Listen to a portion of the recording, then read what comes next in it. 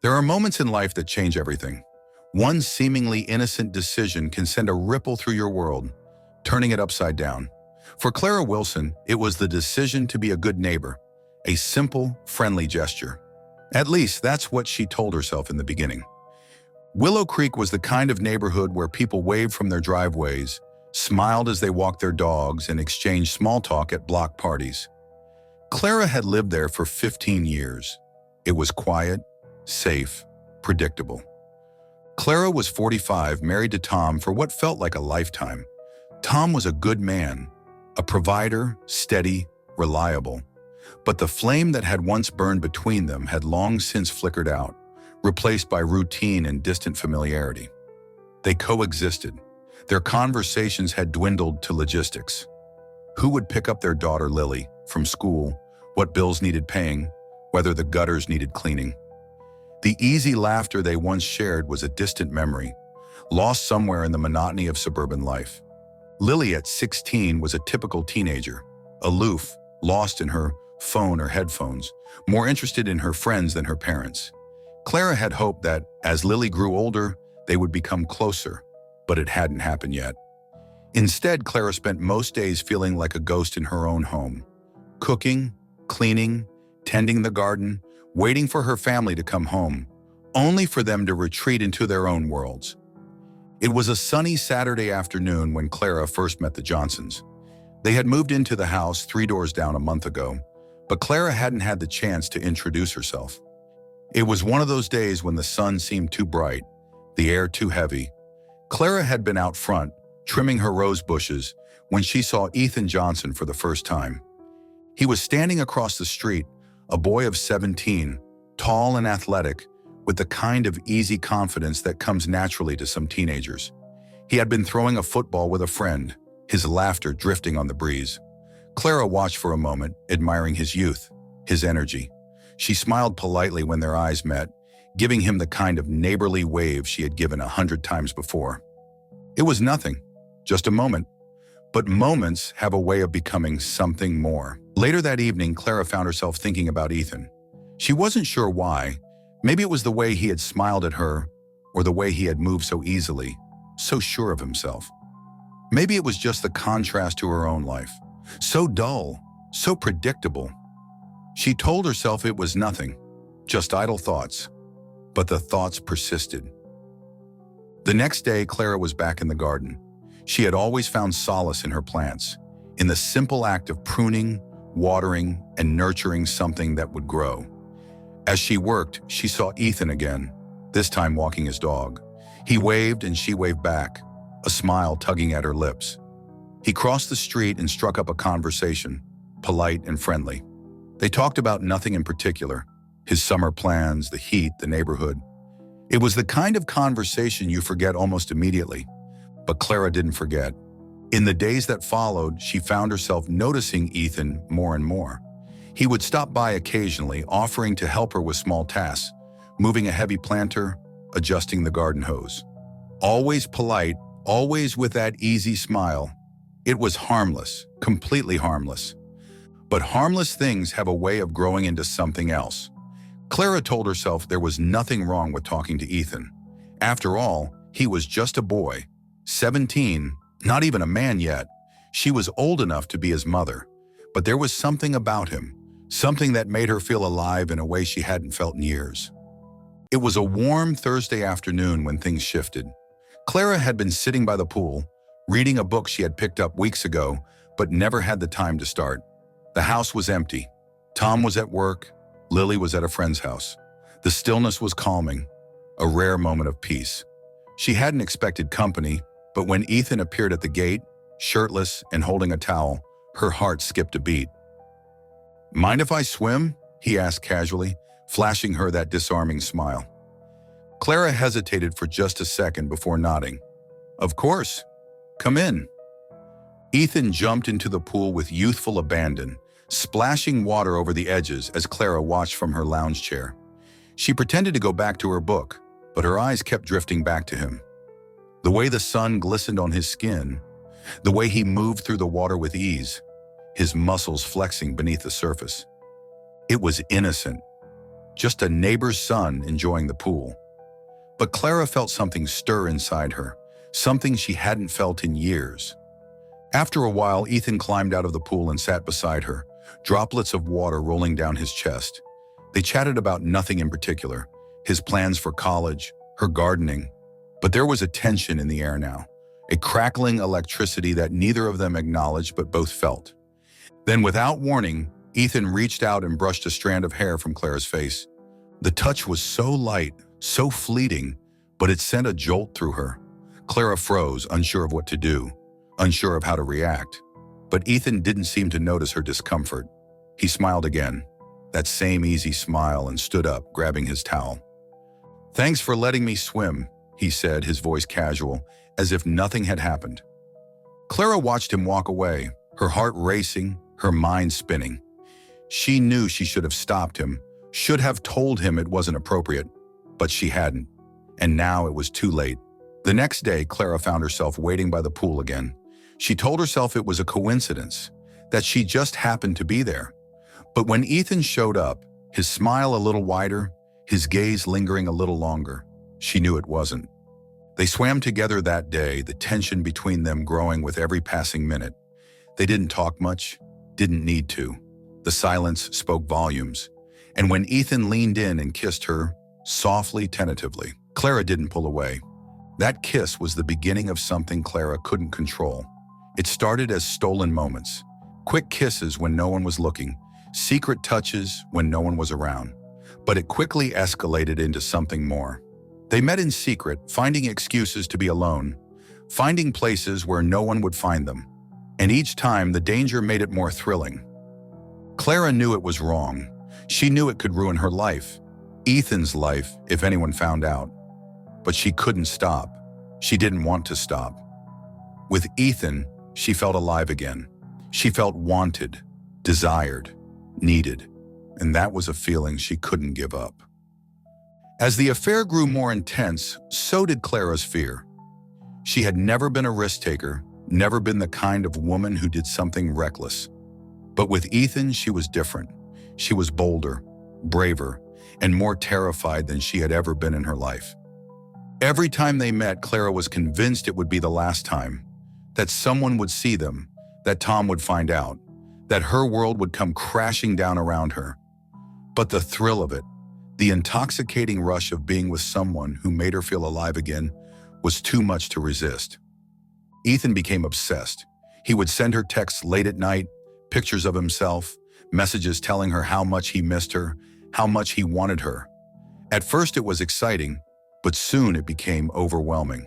Clara's phone buzzed constantly with his messages, each one more desperate than the last.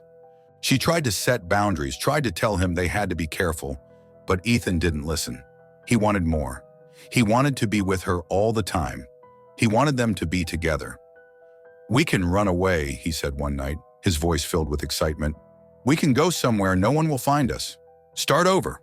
Clara had laughed it off at first, but the idea had taken root in Ethan's mind. He talked about it constantly, making plans, dreaming about a future where it was just the two of them. But Clara knew it was impossible.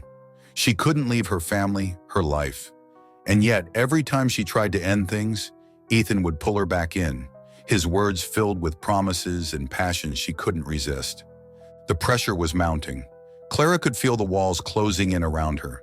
She became paranoid, convinced that someone would find out, that Tom would see the way Ethan looked at her, the way she looked at him. She started making excuses, telling Ethan they had to stop, that it was too dangerous. But Ethan didn't care. He wanted her, and he would do whatever it took to have her. And then one day, everything changed. Clara had just finished meeting Ethan at a nearby motel, their usual spot for stolen moments away from prying eyes. As she drove home, her phone buzzed with a text.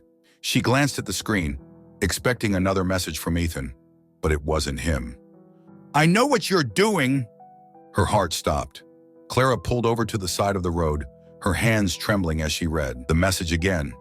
Who could have sent it? How could anyone know?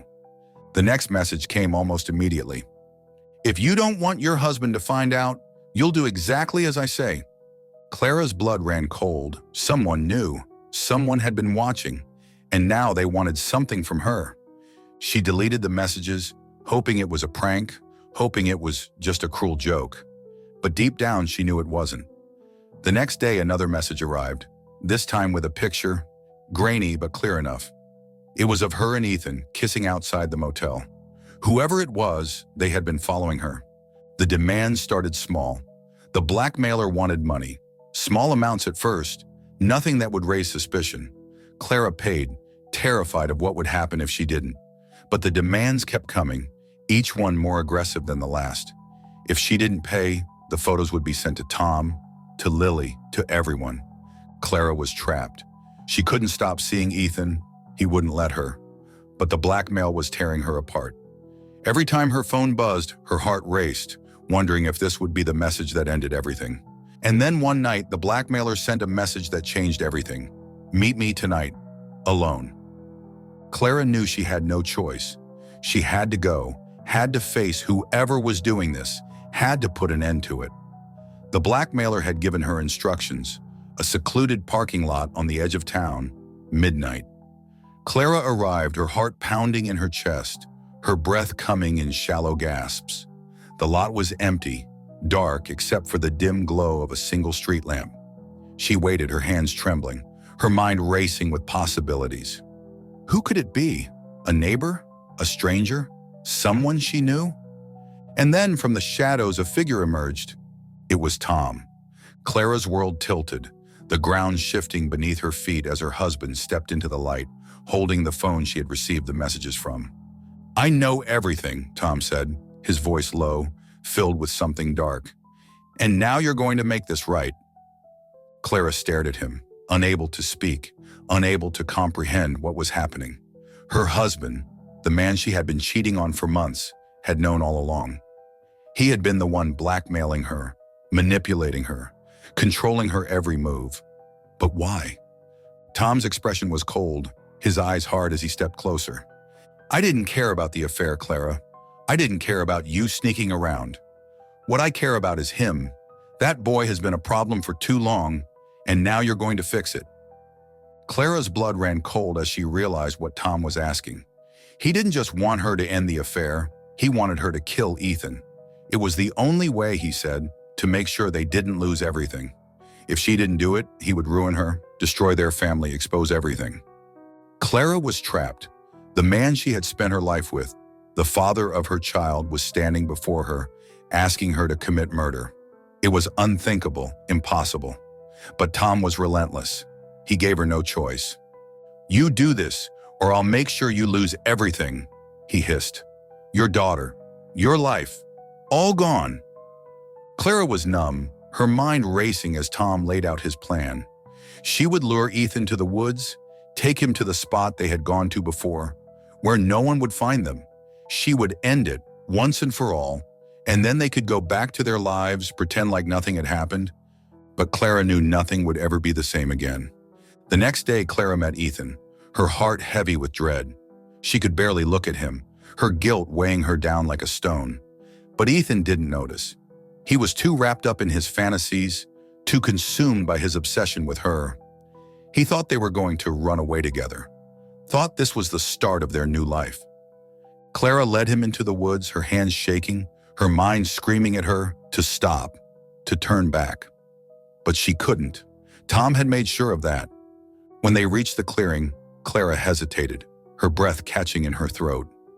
Ethan turned to her, his eyes filled with love, with trust. "We're really doing this, aren't we?" he asked, his voice soft, hopeful. Clara couldn't speak. She couldn't move.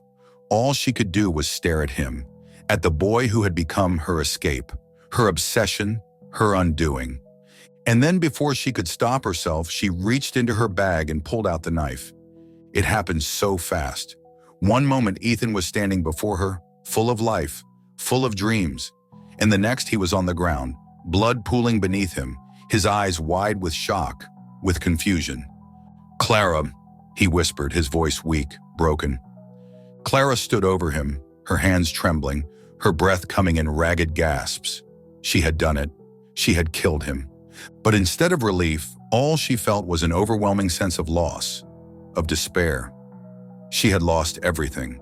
Ethan, Tom, her life, all gone, in the blink of an eye. Clara buried Ethan's body in the woods, her mind numb, her heart heavy. She couldn't believe what she had done, couldn't believe how far she had fallen. But there was no going back now. She had crossed a line, and there was no turning back. When Clara returned home, she found Tom waiting for her. But something was wrong. The house was dark, eerily silent, and Tom was sitting at the kitchen table, a gun in his hand.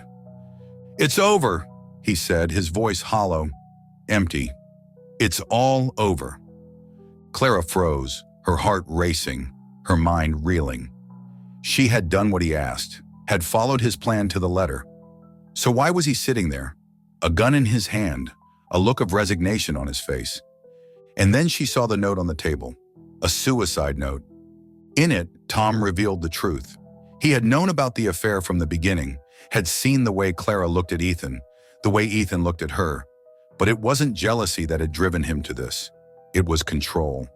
Tom had always been in control, always pulling the strings. The blackmail, the threats, the demands.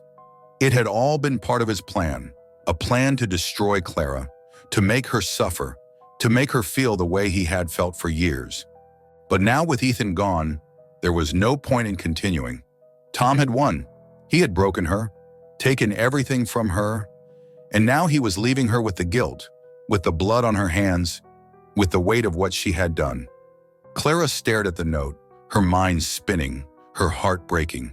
She had lost everything, her lover, her husband, her future. And in the end, it had all been for nothing. Tom had destroyed her, just as he had planned. And as she stood there in the darkness of her kitchen, Clara realized that there was no escaping the choices she had made. The decisions that had seemed so small, so insignificant, had led her here, to this moment, a moment of utter, devastating silence. Clara Wilson became just another name, another story whispered about behind closed doors in the perfect suburban neighborhood of Willow Creek. Her life, once so neat and orderly, had unraveled in the most violent, heartbreaking way. The neighbors, of course, would talk. They always did, but they would never know the truth. They would never know what Clara had done, what Tom had made her do. And as the days passed, as the world moved on, Clara would be left alone with her guilt, her grief, and the weight of the choices that had led her here, to this silence, to this darkness.